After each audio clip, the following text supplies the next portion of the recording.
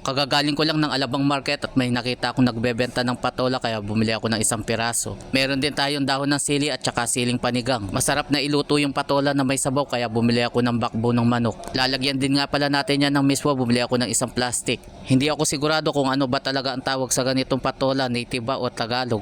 Kung alam nyo yung specific na tawag, paki-comment nyo na lang sa ibaba para alam ko. Mas masarap kasi ito kumpara dun sa isa na nabibili na maliit. Para sa akin lang naman, meron naman kasi ayaw naman nila yung ganitong patola. After natin mahiwa yung gulay, isunod naman natin itong luya. Mga ilang buwan or linggo nang huling ako makapagluto nito, sakto naman may nakita akong nagbebenta kanina kaya napabili na rin ako. Madalang kasi yung ganitong gulay dito sa palengke namin, tiyempuhan lang talaga. Aside nga pala sa tinola or sinigang, masarap din yung ganitong luto sa karne ng manok yung may patola. Kaya kung naghahanap ka naman ng ibang luto naman sa karne na may sabaw, subukan mo yung ganitong recipe. Nahimay ko na nga rin pala yung dahon ng sili at nahugasan ko na rin pala yan. Pwede rin kayong maglagay ng dahon ng malunggay kung ayaw nyo naman ng dahon ng sili. Mainit na yung ating kawali, maglagay lang tayo ng kaunting mantika at unahin natin igisa itong luya. Igisa lang natin ito at kapag lumabas na yung aroma niya, pwede nang ilagay naman tong bawang. Lutuin lang natin ito kapag okay na yung sibuyas naman yung igisa natin. At habang pinapanood mo at nagustuhan mo naman yung ating recipe ngayon, paki-like and share mo naman.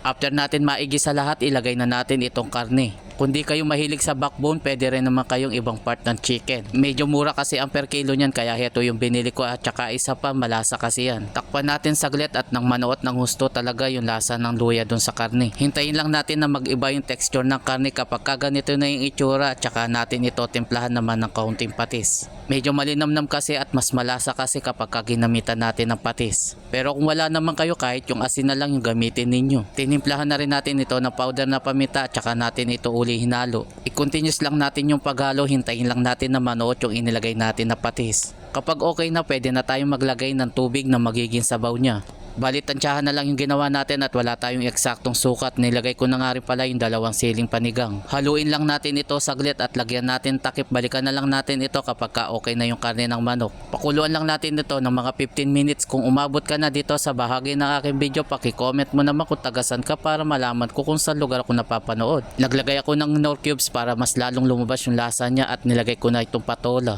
Pakukuluan lang natin ito saglit, mabilis lang naman kasi lumambot yung gulay. Tapos isunod na naman natin ibuhos itong miswa. Masarap mag-ulam ng ganitong may sabaw lalo na pagka ganitong medyo maulan. Kung lasa lang yung pag-uusapan, hindi ito papahuli sa lasa ng tinola. Shoutout nga pala sa ating mga bagong followers, ganun din sa mga nakapollow sa atin. Maraming salamat po sa inyo. Kapag luto na yung ating gulay, pwede nang ilagay naman itong dahon ng sili. Nakapaglagay na nga rin pala ako uli dyan ng pampalasa, hindi ko lang na-i-video. After ng ilang minuto mga lods, eto na at luto na yung ating sinabawang manok na may patola. At syempre dito na tayo sa exciting part at kailangan natin tikman yung ating niluto.